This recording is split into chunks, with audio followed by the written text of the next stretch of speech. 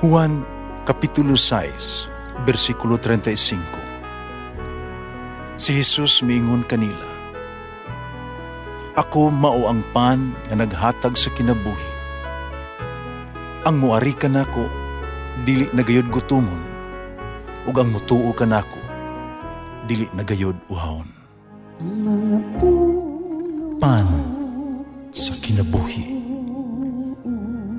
maglikon unta sa mong pagtuo ug gagaka kami sa pagtuman sa imong mahal nga kasuguan.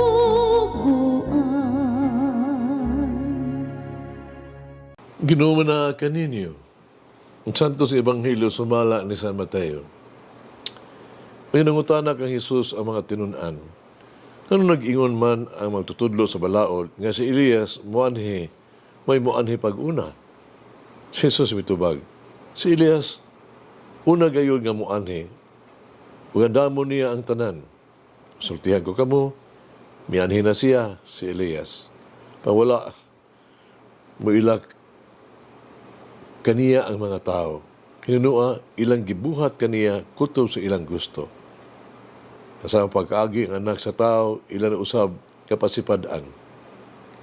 Yung nagkasabot ang mga tinunan, nagsulti siya mahitungod kang Juan nga bubunyag. Ang Ebanghelyo sa Ginoo. Pasalamati ang Ginoo kay siya maayo. Ang iyang gugma mulungtad hangtod sa kahangturan. Pasalamati ang Diyos sa tanang mga Diyos. Ang iyang gugma malungtaron. Pasalamati ang Ginoo sa mga Ginoo. Ang iyang gugma malungtaron.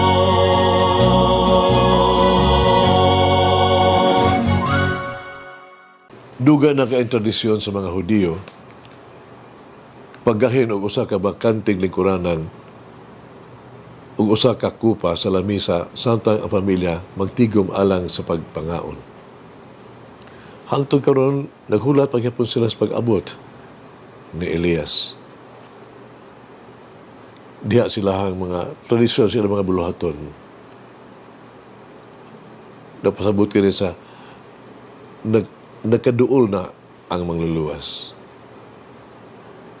Ipabilo niya ang pag-abot sa Mesiyas.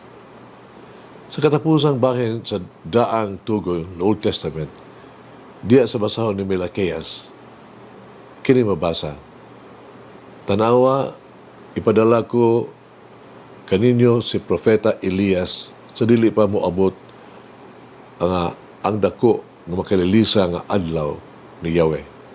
Di kayi ang ako ang pagbutang sa nasod ubos sa tunglo sa kalaglagan." Malakias chapter 3. Ingon nga, gibayaw siya sa langit, balik usab siya. Ang Ebanghelyo karon nagmantala sa pag-inistoryahanay ni Jesus uban sa iyang mga tinunan samtang sila milugsong gikan sa bukid, diin nahitabo ang transfiguration.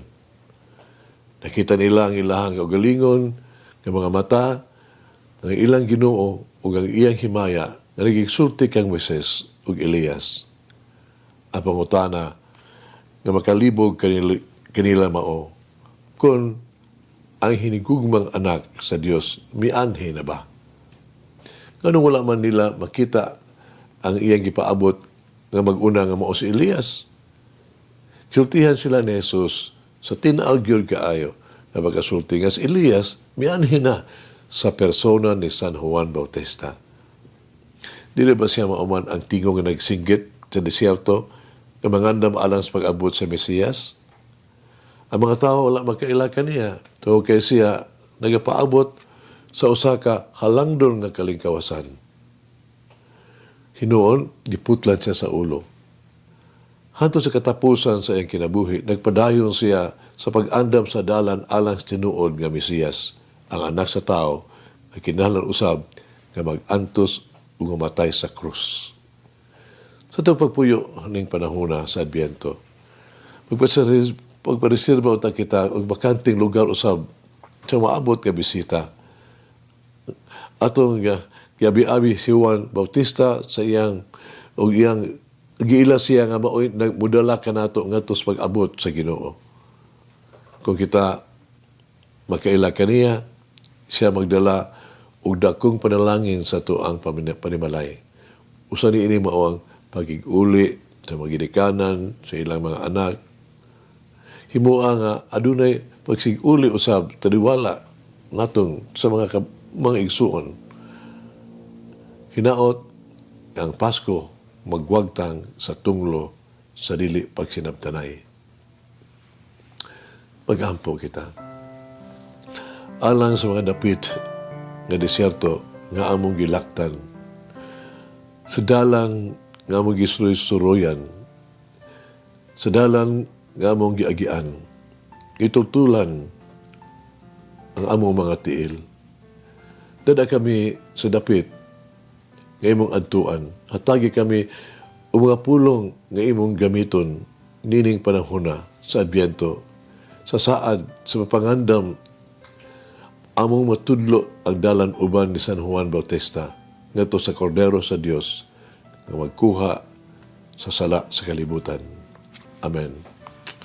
O Mary, model of humility, free me from pride that often stifles Jesus' growth in me. Mulangin ang Diyos magagawam sa tanan, mahal na Espiritu Santo. Amen. May the Lord of the divine mercy bless us all, heal us from all diseases and suffering. Ayun unta niya kita, tanang mga sakit na sa lawas o sa kalag, body and soul. In the name of the Father, the Son, and of the Holy Spirit. Jesus, I trust in you. Amen. Whoever eats the bread of life will never hunger, says the Lord. Kay galaan inyong nabati ang pagpaambit ug hamubong pamalandong sa pulong sa Dios pinaagi sa tulumanon pan sa kinabuhi nga gidumala ni Monsignor Daddy Silva. Hangtod na usab sa sunod higayon, daghang salamat. The bread of life.